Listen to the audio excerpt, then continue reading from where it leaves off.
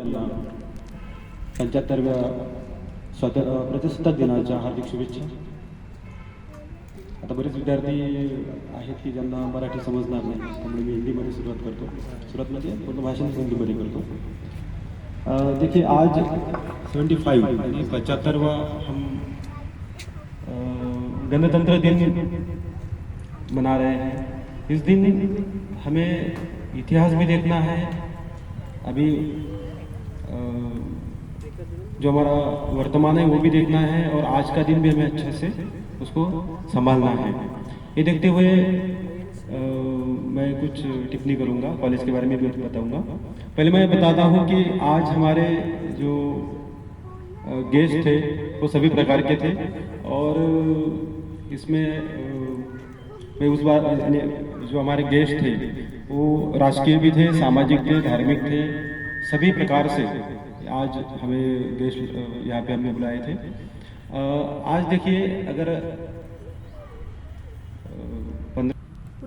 हर भाषण में हर साल मैं कुछ नया टॉपिक लेता हूँ और ऐसी बातें मैं बोलता हूँ कि जो हर साल नई होती है. यानी हर साल ऐसी होती है कि जो हमारे देश के बारे में, हमारे तिरंगा के बारे में ऐसी कुछ चीज़ें होती हैं कि जो कुछ लोगों को पता नहीं होती है और वो हर किसी को पता होनी चाहिए. ऐसी चीज़ें मैं बताता हूँ कि महाराष्ट्र में हर साल 4 बार ध्वजवंदन होता है. ऐसा झंडा 4 बार लगाया जाता है, लोगों को पता ही नहीं. या फिर कोई ऐसा प्रसंग होता है कि झंडा लास्ट में नहीं बीच में फहराया जाता है. तो ऐसा कौन सा प्रसंग होता है? तो ये मैंने पहले के भाषण में बोले हुए हैं. ठीक है. अभी आज के भाषण में मैं बताऊंगा कि जो हमारे स्वतंत्र सैनिक थे, इन्होंने देश स्वतंत्र होने के लिए जो बलिदान दिए हैं, उसके बाद का जो काल है वो थोड़ा हमारा कुछ पिछले जो 75 साल हमने देखे हैं उसमें से 40 से 50 साल ऐसे हमारे गए हैं कि उसमें हमें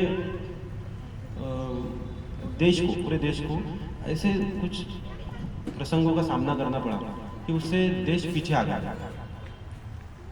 कुछ आतंकवादी गतिविधियाँ होंगी या फिर विकास के बारे में होंगी या फिर कुछ नियम बदलाने चाहिए जो बदले नहीं हैं. तो इस कारण देश पीछे पीछे आ रहा था अभी पिछले 10-15 सालों से और थोड़ा प्रोग्रेस में आ रहा है. देखिए हमारे ही लोग, यानी पहले गोरे थे, गोरे निकल गए, काले आ गए और कालों ने भी वही काम किया जो गोरे करते थे, उससे भी ज़्यादा किया लेकिन वो दिख नहीं रहा था. अभी उसमें चेंज आ रहे हैं और आज हम विश्वगुरु के इसमें एक बड़े लेवल पे जा रहे हैं. इसमें देखिए कोई भी चीज़ अगर आपको करना होता है, तो जापान देश है कि उसमें 2 बॉम्ब गिरे दूसरे सेकंड वार में, तो उन्होंने वो देश के साथ खड़े रहे. बाकी जो भी पब्लिक थी उसके बाद वो देश के साथ खड़े रहे. वो कोई भी चीज़ बाहर से नहीं खरीदते थे, वो हमारे देश में बनती है वही खरीदते थे. बाहर से खरीदे तो बाहर के देश को उसका फ़ायदा मिलेगा, इसलिए हमारे देश को फ़ायदा होना चाहिए. इसलिए हमारे ही देश में बनने वाली चीज़ उन्होंने लेनी चाहिए, बनानी चाहिए, उसका यूज़ करना चाहिए. तो ऐसे बहुत सारी चीज़ें हम देखेंगे. तो हमने वो सब चीज़ें छोड़ दी थी. हम चीन का माल आ रहा था और हम खरीदते थे, या फिर और भी कुछ चीज़ें ऐसी थी कि जो देश को पीछे ले जा रही थी. अभी अगर आप देखेंगे कि मैंने एक न्यूज़ पढ़ी थी कि पाकिस्तान से मुंडी कट के एक सैनिक भी हमारे देश में आ गया. सुना होगा आपने, बराबर. उस टाइम हमारे देश में कोई एक्शन नहीं लिया था, कोई एक्शन नहीं लिया था. तो उस टाइम हम बहुत कुछ एक्शन ले सकते थे. फिर उसके बाद जो भी हमले हुए उसमें हमने प्रतिवार किया. तो जो भी देखिए, हम अगर मेरे पीछे अगर कुत्ता भाग रहा है, कुत्ता मेरे आंख पर आ रहा है, तो मैं अगर भागूंगा तो मेरे पीछे और भी भागेंगे. मेरे पीछे अगर कोई कुत्ता आ रहा है और मैं भाग रहा हूँ तो वो भी भागेगा, लेकिन मैं रुक गया और उसके पीछे मैं भाग गया तो वो भी वापस चल जाएगा, रुकेगा नहीं. इसी टाइप में अगर आप सहन कर रहे हो तो आपको और भी लोग दबा देंगे. इसलिए आपको कितना सहन करना चाहिए, कितना नहीं करना चाहिए, समझना चाहिए. उसके बाद मैं बताऊंगा कि 26 जनवरी को हम स्वतंत्र हुए, लेकिन इंग्रज गए नहीं. अंग्रेज जो थे वो गए नहीं.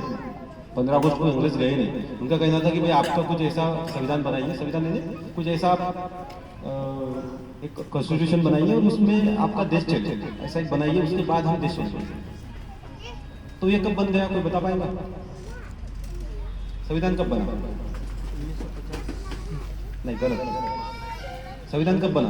56 1949 1949 में बन गया था। 26/11 जो बॉम्बे में हमला हुआ था ना, वो डेट है 26/11। वही डेट में हमारा संविधान देश के पास आ गया था। 26/11 यानी 26 नवंबर। तो बहुत लोगों को पता नहीं है 26 जनवरी को हमें संविधान मिला नहीं, हमें कब मिला? 2 महीने पहले 26 तारीख को मिला। और वो 26 तारीख को हमें मिलने के बाद 2 महीने हम सामने ये क्यों मना रहे हैं? ये किसी ने सोचा है? 2 महीने सामने जाके, नवंबर को हमें मिला 26 नवंबर को, हम 26 जनवरी को मना रहे हैं अगले साल 2050 में, सॉरी 1950 में। तो हम 2 महीने आगे गए। इसका कारण किसी को पता है? आज मैं बताने जा रहा हूँ। उसका कारण है कि रिपब्लिक डे हम मना रहे हैं 15 अगस्त को, उसके बाद संविधान दिन 26 नवंबर को पूरी इंडिया में मनाया जाता है। 26 नवंबर को संविधान दिन, उसके बाद 26 जनवरी आ गया। ये होता है 1950 से शुरू हो गया। तो 2 महीने का गैप क्यों डाला है, ये मैं आपको बताने जाऊँगा। 26 जनवरी 1930 जवाहरलाल नेहरू, पंडित जवाहरलाल नेहरू, इन्होंने एक नारा दिया था। वो नारा था स्वाधीनता दिवस।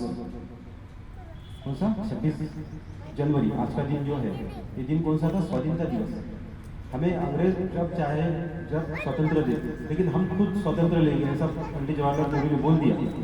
और स्वाधीनता है ना, हम स्वाधीनता हमारे पास आ गया देश। ऐसा कब से शुरू हुआ?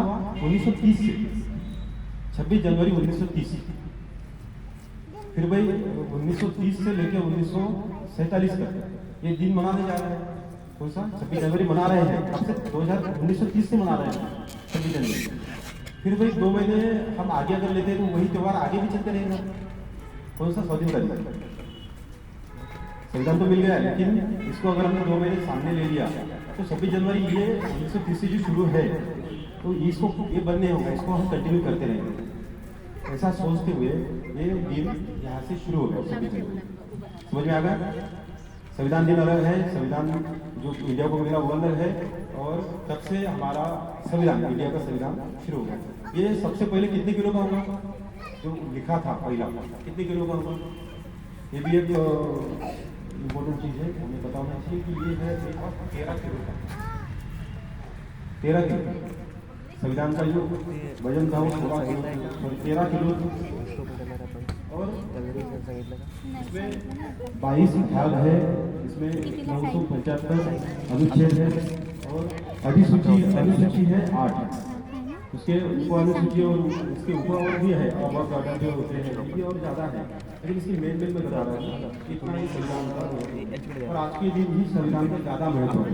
26 जनवरी से उसको इंडिया में लागू हो गया, और उसके बाद हम अंग्रेजों से हमारी जो है, इसके बाद भी हमारे देश में गोवा के साइड में पोर्तुगाल थे, डच थे, फ्रेंच थे, लेकिन वो सत्ता में नहीं थी, उनकी सत्ता हमारे पास नहीं थी।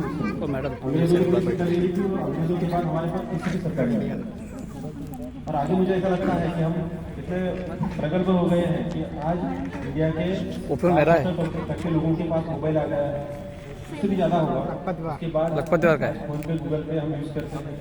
उसके बाद हमारे बैंक में अकाउंट्स हैं, हम टैक्स पे करते हैं। बहुत सारी चीज़ें आज है कि हम देश के साथ जुड़े हैं। और देश का अगर आप विकास देखेंगे तो पिछले 4 साल के पहले, कोविड के पहले ये रोड नहीं था, रोड था तो छोटा था, अब ये नेशनल हाईवे बन गया, यानी एमपी से आके उधर सातारा तक जाता है ये रोड सामने का। ये रोड पहले सिंगल था, डांबर का, उसके बाद इसको कॉन्क्रीटिंग में बनाया गया, और ये अभी स्पीड से चलता है। इसमें वेरिफिकेशन लगाए गए, बहुत अच्छा बढ़िया काम हुआ है। तो ऐसे रोड का ही काम नहीं, तो बहुत सारे ऐसे काम हुए हैं कि जो देश के विकास में है। मुझे अगर अजनगढ़ से आकोट जाना है तो मुझे 1 घंटा या 1.5 घंटा, सवा घंटा लगता था, क्योंकि गड्ढे ही बहुत ज़्यादा थे। और वो रोड कभी भी ऐसा मुझे प्लेन अच्छा रोड कभी दिखा नहीं। इसलिए अगर आप देखेंगे 4 साल के पहले अगर देखेंगे रोड खराब नहीं था, फिर एक बार ये बन गया तो अभी 25-30 साल में मुझे तो लगता है कि 25 साल में इसको कोई देखने की जरूरत नहीं पड़ेगी, क्योंकि ये अच्छा बना हुआ है। दोबारा इसको बनाने की जरूरत नहीं है, 4-5 साल के बाद दोबारा बना देते और भी ठीक नहीं रहेगा। तो ऐसे कुछ काम होने चाहिए कि जो देश के विकास में, और दोबारा उसको दोबारा खर्चा ना लगे। एक बार ज़्यादा भी लगे तो चलेगा, लेकिन दोबारा नहीं लगना चाहिए। वही चीज़ को आप दोबारा करेंगे तो खर्चा आपका बढ़ेगा और आप समय भी जाएगा और आपके वर्कर्स भी उसमें ज़्यादा लगेंगे। तो ऐसी बहुत सारी चीज़ें हैं। आज अगर आप देखेंगे तो कश्मीर से आप निकलेंगे ना गाड़ी लेके, 4 व्हीलर 2 व्हीलर जो भी लेके आप निकलेंगे तो कन्याकुमारी तक पूरा रोड बना है। बॉम्बे से लेके तो पश्चिम बंगाल तक पूरा रोड बना है, और अच्छे रोड बने हैं कि आप स्पीड से जा सकते हैं। और आगे और भी 2-4 साल के बाद और देखेंगे तो और भी वो कंप्लीट, यानी कुछ काम शुरू है, कुछ काम हो रहा है। आज कश्मीर से लेके हम पूरा घूम सकते हैं, और बहुत बढ़िया। अगर देश से बाहर का अगर कोई आता है तो ये हमारा आईना है देश का, रोड अगर है, या फिर बहुत सारी चीज़ें हैं कि जो हमें ज़रूरत है। अभी अगर आप नेचुरोपैथी के बारे में बताएंगे, ये हमारे अहमदुल्ला सर ने जो बात की उस पर भी हमारा मंथन शुरू, उस पर भी हमारा काम शुरू है कि 2016 में बीजेपी गवर्नमेंट में एक शिक्षण मंत्री थे विनोद तावड़े। 2016 में उन्होंने कायदा संबंध करने के लिए प्रयास किया, और उनका ये है कायदा बनाने के लिए पूरा क्या चाहिए नेचुरोपैथी का, उन्होंने पूरा ड्राफ्टिंग किया है और हमारे पास है कॉलेज में। और ड्राफ्टिंग किया हुआ जो है वो अंग्रेजी में है, और पूरा एक 35-40 पेज का बड़ा है। वो उन्होंने पूरा रेडी कर लिया, बस उनका 2 मीटिंग में वो फाइनल होने वाला है। बस वो 2 मीटिंग में वो क्या प्रॉब्लम आया है, क्या हुआ है, क्या अड़चन है, वो मुझे बताना। इसमें अड़चन हो सकती है, एक तो पब्लिक उनके सामने नेचुरोपैथी का पब्लिक कम दिखा होगा या फिर नहीं दिखा होगा। दूसरा होगा कि उनको कुछ आर्थिक प्रॉब्लम आई होगी, उनको पैसे का कुछ उसमें जो भी कुछ चाहिए होगा वो कम होगा, या फिर और भी कोई भी प्रॉब्लम हो सकता है, या फिर सत्ता पलट गई तो उससे भी प्रॉब्लम हो सकता है। तो जो भी उनका समस्या है वो समस्या हम जाके सदन में साइड, जो उस समय मुख्यमंत्री थे, आज उनको मुख्यमंत्री थे, उनको मिलने के लिए हमें 2-4 लोगों को जाना है, और जाने के बाद उनको पूछना है कि क्या प्रॉब्लम है। हम भी आज़ाद मैदान में आके आंदोलन करें, या फिर हर कलेक्टर को हम लेटर दें, या फिर हर जिले में हम रैली निकालें? क्या निकालना क्या है, करना क्या है, आप बताओ। हमें काउंसिल बना होगा नेचुरोपैथी का, क्योंकि इंडिया में सबसे पहले नेचुरोपैथी कहाँ शुरू हुआ? पूना में। अगर पूना में शुरू हुआ, महाराष्ट्र में शुरू हुआ है, तो महाराष्ट्र में उसको काउंसिल होना चाहिए। काउंसिल बनेगा तो रजिस्ट्रेशन मिलेगा बच्चों को, रजिस्ट्रेशन मिलेगा तो गवर्नमेंट में अगर कुछ उनको लोन निकालना है, या फिर जो भी उनको कुछ जो जरूरत जो भी चीज़ें हैं वो गवर्नमेंट से मिलेगी, और गवर्नमेंट का कोई उनको पूछेगा नहीं, क्योंकि उनका रजिस्ट्रेशन उनके पास आएगा। तो ये चीज़ें हमें ये चीज़ें करनी है, हमें उसमें उतरना है, हमें उसमें समय देना है, हमें वो करना है। उसके लिए हम पूरे प्रयास में हैं। हमने फडणवीस साहब का जो है वो मीटिंग का हमने 1-2 जगहों से बुलावे के लिए हमने समय, उनका समय मिलना चाहिए, इसके लिए हमने एप्लीकेशन दिया हुआ है। जैसे उनका समय मिलेगा हम जाएंगे, मिलेंगे, उनको क्या समस्या है पूछेंगे, और वो समस्या सॉल्व करने के लिए हम पूरा प्रयास करेंगे। हमारे जैसे अभी महाराष्ट्र में 50 कॉलेज हैं, कुछ डिप्लोमा कॉलेज है, कुछ डिग्री कॉलेज है, कुछ सर्टिफिकेट कॉलेज है, अलग अलग कॉलेज 50 कॉलेज में महाराष्ट्र में निकाल लेते हैं, और हर कॉलेज में कम से कम 100 स्टूडेंट है। मल्टीप्लाई कर लीजिए, इतने स्टूडेंट हमारे पास है। उसके बाद हर जगहों से पेशेंट बुलाएंगे, तो एक बड़ा हमारा जनाधार हो सकता है, बहुत बड़े लोग हो सकते हैं। और ये अगर हम दिखाते हैं, अगर जरूरत उनको क्या जरूरत है वो पूछ के वो कंप्लीट करना है, तो ये हम करने के लिए तैयार हैं, हमें करना है नेचुरोपैथी। और पब्लिसिटी के लिए हमने सभी स्टूडेंट को हम बोलते हैं कि भाई आपके परिसर में कीजिए, आप परिसर में आप हॉस्पिटल खोलिए, हर जगह हॉस्पिटल खोलने चाहिए, कॉलेज भी खोलने चाहिए। मैं कॉलेज को परमिशन देने के लिए तैयार हूँ, मैं ग्रांट देने के लिए तैयार हूँ। बहुत सारे अलग अलग लोग हमारे ग्रांट के चलते हैं, और आपका करियर कंप्लीट हो जाए। ये स्टूडेंट हमारे जो अभी जॉब पर है, अलग अलग जॉब कर रहे हैं, उनके फोटोज हमने पोस्टर पर लगाए हुए हैं। कोई हैदराबाद में करता है, कोई राजस्थान में करता है, जयपुर में करता है, या फिर कोई बहुत सारे स्टूडेंट महाराष्ट्र में करते हैं अलग अलग जगह। तो ये करियर के लिए बहुत बड़ा ऑप्शन है, अच्छा ऑप्शन है। कोर्स करने के बाद नौकरी 100% है। पेशेंट आता है तो उसका इलाज 100% है। तो 100% हम बोलते नहीं, क्योंकि बोलने के बाद वो पेशेंट ने अगर पूरा इलाज नहीं किया, पूरा समय आया नहीं, या फिर हमने बोला वो किया नहीं, तो उसका वो केयर नहीं होगा। या फिर स्टूडेंट आता है उसने पढ़ाई नहीं की या फिर उसने नेचुरली समझा ही नहीं या फिर उसने प्रैक्टिस ही नहीं किया, तो कहाँ नौकरी देंगे? उसको पढ़ना पड़ेगा, करना पड़ेगा, और वहाँ पे जाने के बाद भी अगर जॉब भी करता है तो वो 1 महीने में हटा देंगे। तो इसको कुछ नहीं आता है, कहाँ जॉब पर इसको रोके? आपको कब रखेंगे जब आपको नॉलेज है इस बात का। तो ये चीज़ें हमें सबको करना है, सबको मिलजुल के सब चीज़ों को संभालना है। और मैं कॉलेज में निकले तैयार हूँ, हॉस्पिटल खोलने के लिए आप छोड़ो, आइडिया मैं दूँगा गेस्ट को किसको बुलाना है, एक्टर कैसे बुलाएंगे, हम एमएलए कैसे बुलाएं, हम कलेक्टर या तहसीलदार उसमें प्रोग्राम के लिए कैसे बुलाएं, ये हम प्लानिंग कर सकते हैं।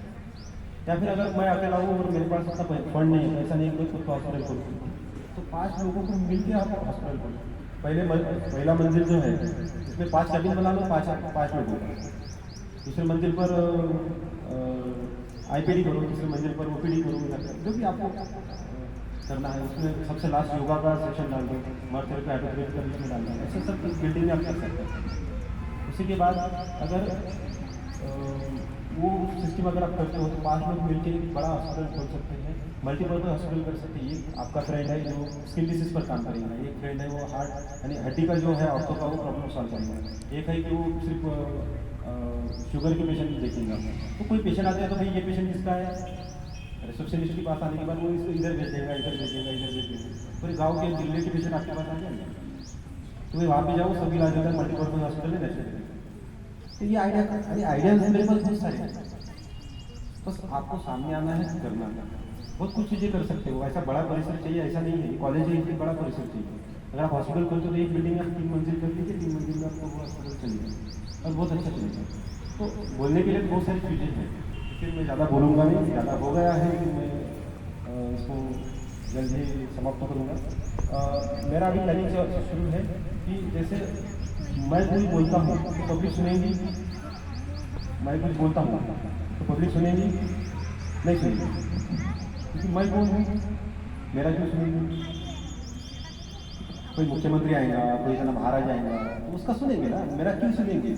इसलिए मेरा प्लानिंग क्या शुरू है कि अभी 7 दिन का मैं कीर्तन लगाऊंगा, और वो कीर्तन में क्या करेंगे, सब महाराज लोग आएंगे और वो एक दिन एक डिसीज को बात करेंगे पब्लिक के सामने कि भाई ये डिसीज को यानी ये बीमारी को आप कैसे सॉल्व करेंगे। कौन बोलेगा? महाराज बोलेगा। महाराज का लोग सुनते हैं, तो महाराज का सुनने के लिए भी लोग आते हैं, समझ में आएगा। और उसमें कौन आते हैं? जिसका पीठ का प्रॉब्लम है, पैर का प्रॉब्लम है, वही कोई ज़्यादा आते हैं, जो उम्र से ज़्यादा होगा। तो सब बैठेंगे, महाराज बोलेगा कि भाई नेचुरोपैथी सेंटर है, इसमें इलाज कर, बिना दवाई का इलाज कर, ऐसे ऐसे प्रॉब्लम सॉल्व होगा। महाराज का लोग सुनते हैं। तो इस टाइप में मैं कीर्तन लगाना चाह रहा हूँ, जैसे आम्लपित्त पर होगा, एसिडिटी पर होगा, मधुमेह यानी डायबिटीज पर होगा, कैंसर पर होगा, चर्म रोग यानी स्किन डिसीज पर होगा, सांधे दुखी यानी जॉइंट पेन पर होगा, लट्ठापना, ओबेसिटी, उसके बाद हाई बीपी, लो बीपी, इस पर सभी पर ये महाराज लोग जो है इनको मैं ट्रेनिंग दूंगा। अलग अलग जो महाराज होते हैं उनको मैं ट्रेनिंग दूंगा कि आपको क्या बोलना है। फिर आपका नहीं सुनेंगे, कोई मेरा भी नहीं सुनेंगे, महाराज लोगों का जल्दी सुनेंगे, उनको पकड़ेंगे, वो पब्लिसिटी करेंगे। और उनके कोई भी इंडिया में कहीं भी उनका स्पीच चलता है, उनका भागवत चलता है, उसमें बीच बीच में वो ये डालेंगे, बीच बीच में उनके कहीं भी अगर होता है, उनको नॉलेज है तो कहीं भी डालेंगे, नेचुरोपैथी का पब्लिसिटी वो करेंगे, पूरे महाराष्ट्र में पब्लिसिटी वो करेंगे। इसलिए आपको दिखाऊंगा, आज भी एक महाराज थे, कल भी एक महाराज थे, और ऐसे महाराज हमारे समाज में बहुत सारे कि जो इनको हम ट्रेनिंग देंगे, उनको पढ़ाएंगे, उनको सिखाएंगे और उनको बस आप पब्लिश करो, लोगों तक पहुँचाओ। क्योंकि आप जब हॉस्पिटल खोलेंगे तो आपके पास लोग कैसे आएंगे? तो यही लोग आपके पास आएंगे जो पब्लिक बनेंगे, तैयार होंगे। क्योंकि आपका मार्केट कौन है, आपका मार्केट कैसे बनेगा? मैं बनाऊंगा तभी बनेगा ना। फिर तो आप खोल के बैठे हो हॉस्पिटल और वहाँ पे एक भी पेशेंट नहीं, क्या करेंगे बैठ के? समझ आ गया? तो उसका पब्लिसिटी की जरूरत है, जमाना पब्लिसिटी का।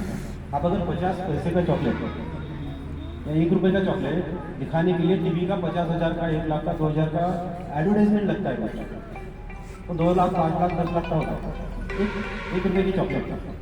कितने का? 1 रुपये की चॉकलेट के लिए टीवी पर जो एडवर्टाइजमेंट चलता है उसके लिए करोड़ों रुपये खर्चा होता है। पूरी इंडिया में दिखाया जाता है कि चॉकलेट खाइए, या फिर दूध पीजिए, या फिर दूध में हॉर्लिक्स डालिए तो ये पीजिए, उसमें ये आपको आपकी रनिंग बढ़ेगी, आपको स्पोर्ट में आप अच्छे बनेंगे। कुछ नहीं होता है, उसका कोई बेनिफिट नहीं है, क्योंकि दूध तो हमारे लिए बना ही नहीं। लेकिन अगर आप इसी प्रकार से टीवी पर आपका कभी विज्ञापन डालेंगे, आपका हॉस्पिटल खोला और आपने विज्ञापन डाला है नेचुरोपैथी का, अभी सिर्फ एक नेचुरोपैथी का मुझे विज्ञापन दिखता है, वो रामदेव बाबा का दिखता है वेलनेस सेंटर का। अभी सुबह वो फ्री में योगा सिखाते हैं, उसमें वो ऐड कर लेते हैं।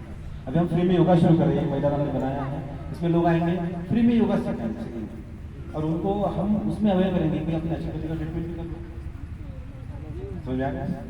ये आइडिया सही है, फ्री में दो, एक फ्री में दो, दूसरा इसका तो खर्चा लगेगा ही नहीं, क्योंकि इसमें तो आप पर 4 लोग काम कर रहे हैं, तो उसका फीस आपको नहीं पड़ेगी। तो ये आइडिया मेरे लिए सिर्फ अकेले के लिए नहीं, ये सभी को आपको यूज़ करके आपके एरिया में आपको बढ़ा होना है। और इसमें कंपटीशन नहीं है। आप अगर कोई एक अगर स्टूडेंट बोलेगा मैं अंजनगांव में खोलूँगा, अंजनगांव में मैं एक हॉस्पिटल खोलूँगा, अंजनगांव में कॉलेज खोलूँगा, तो मुझे कंपटीशन नहीं है। और नेचुरोपैथी में कंपटीशन ही नहीं है अगले 10 साल का। अंजनगांव में 5 भी हॉस्पिटल खोलते हैं ना, तो भी कोई प्रॉब्लम, 5 भी कॉलेज खोलते हैं तो कोई प्रॉब्लम क्यों नहीं है? क्योंकि इसकी जो शुरुआत है, ये शुरुआत है आज। अभी 10 साल तक इसका प्रोग्रेस होगा, 10 साल के बाद अगर आप देखेंगे तो फिर इसकी कंपटीशन चलती है। जैसे अभी आयुर्वेदिक का चलता है, आयुर्वेदा का कंपटीशन चलता है, और हर गली में देखो आप डॉक्टर बैठे हैं,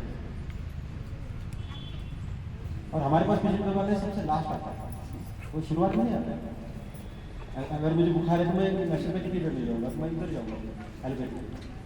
नेचुरोपैथी के पास अगर बुखार आ जाए ना, 10 मिनट में उसका बुखार कम बेडशीट पैक बेडशीट पैक होता है, वो देखिए 10 मिनट में उसका बुखार कम है और सो जाएगा वो तो बेडशीट में। तो ये सब चीज़ें हैं, नेचुरोपैथी को पढ़ेंगे समझेंगे ना, तो बहुत बढ़िया आपको उसका बेनिफिट मिलेगा। बोलना तो मैं बहुत कुछ चाहता हूँ, खुशखबरी का बहुत बार बोला है, नाम भी बोला है, खुशखबरी मैं खुशखबरी दे देता हूँ। पहली खुशखबरी है कि आयुष मिनिस्ट्री का यानी आयुष मंत्रालय का एक कोर्स है YCB का, वो हमारे पास आया है, योगा सर्टिफिकेशन बोर्ड का। आयुष मंत्रालय से हमारे अंजनगांव में कोर्स चलता है, और ये कोर्स का 1 महीने का भी कोर्स है, 2 महीने का भी, 3 महीने का है, 4 महीने का है, 1 साल का है, 2 साल का है। आयुष मिनिस्ट्री का, उसमें राजमुद्रा आएंगी और उसमें आयुष मंत्रालय का नाम लिखा रहेगा, उसमें आपका फोटो रहेगा, और उसकी एक एग्ज़ाम होती है, और पूरा कोर्स ऑनलाइन है, एडमिशन भी ऑनलाइन, स्टडी भी ऑनलाइन और एग्जाम भी ऑनलाइन। आप आपके घर से वो कोर्स कंप्लीट कर सकते हैं, आपको कहीं भी जाना है। YCB तो ऐसे कोर्स हमारे पास आए हैं, इसका ये इन्फॉर्मेशन का एक ब्राउजर हमने बनाया हुआ है, ये कल या कोर्स हमारे पास आज है, मेरे पास एक है देखने के लिए, अगर जिसको देखना है या फिर मोबाइल पर भी मैं भेज सकता हूँ। अभी मैं ग्रुप में, कॉलेज के ग्रुप में भी डाल देता हूँ। तो ये जो कोर्स है, इसमें से कोई भी कोर्स आपको करना है तो यहाँ से कर सकते हैं। उसका गाइडलाइन आपको मिलेगा, उसका फीस कम से कम फीस से लेकर ज़्यादा से ज़्यादा फीस तक उसकी कोर्स है।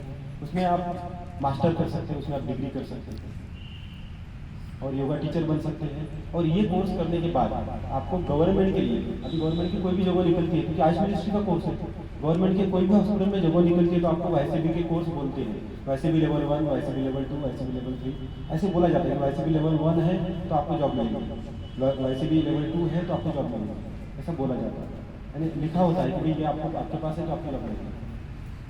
तो ये इम्पोर्टेंट कोर्स है, ये सभी नहीं करना चाहिए। कम से कम छोटा से छोटा 1 महीने वाला कोर्स कर लीजिए, उसके बाद सोचिए दूसरा करना है नहीं करना है। एक छोटा सा कोर्स ऑनलाइन एग्जाम्स। दूसरी बात है कि हम एक ट्रीटमेंट कैंप लगाना चाह रहे हैं फरवरी में, अगले महीने में हमारे पास ट्रीटमेंट कैंप है 10 दिन तक। नहीं सॉरी ट्रीटमेंट नहीं, ट्रेनिंग कैंप है, ट्रेनिंग कैंप है। ट्रेनिंग कैंप में हम 2-2 दिन का ट्रेनिंग रख रहे हैं, 10 दिन, यानी 5 अलग अलग प्रकार की ट्रेनिंग उसमें आपको मिलेंगे, और उसमें 2 दिन का गैदरिंग प्रोग्राम रहेगा, यानी 12 दिन का प्रोग्राम चलेगा। 2 दिन पहले 2 दिन गैदरिंग रहेगा, उसमें आपको जो भी इवेंट करना है वो आप कर सकते हैं, गाना गाना है, डांस करना है, जो भी आपको इवेंट करना है, पूरा कॉलेज में जो भी गैदरिंग होता है ऐसे 2 दिन का गैदरिंग होगा, स्नेह सम्मेलन। उसके बाद 10 दिन ट्रेनिंग चलेगी, ऐसे टोटल 12 दिन का प्रोग्राम रहेगा अगले महीने में। डेट अभी फिक्स होने का है, जैसे फिक्स होगा आपको सबको बताया जाएगा, यही महीने में डेट फिक्स हो जाएगा।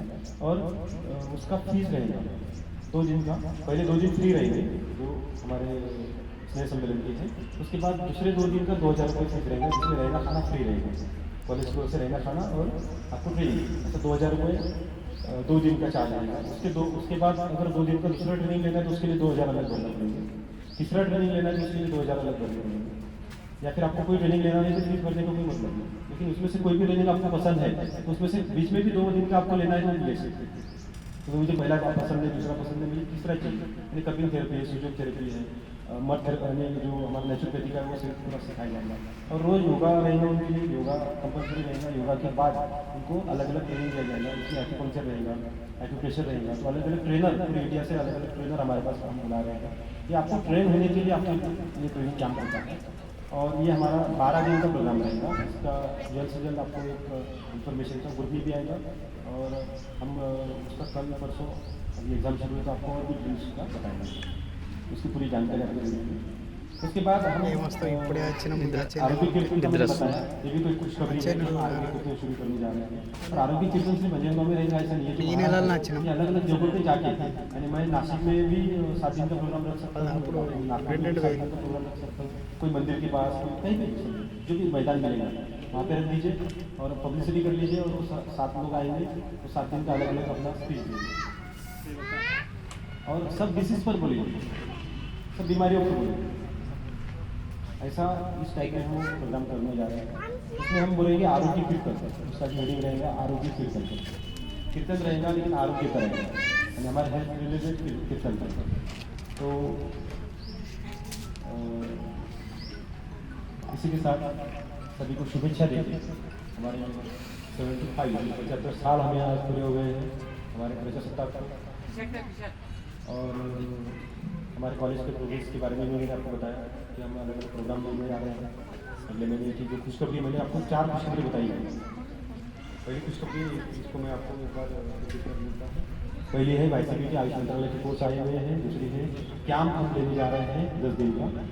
तीसरी है कि हम पहली बार गैदरिंग लेने जा रहे हैं। इससे पहले हम स्कूल का सभी बच्चों का गैदरिंग ले रहे थे, अभी हम 2 दिन का कॉलेज का गैदरिंग लेने जा रहे हैं, जो बड़े सभी स्टूडेंट का रहेगा। उसमें क्या क्या इवेंट रहेंगे वो जल्द से जल्द बताए जाएंगे। और आरोग्य कीर्तन हम लेने जा रहे हैं जो 7 दिन का रहेगा। तो उसकी डेट अभी फिक्स नहीं हुई, लेकिन हम हमारी प्लानिंग में वो हमें करना है, ठीक है। और ये 4 हमने खुशखबरी बताई। इसके बाद मैं आपको बताता हूँ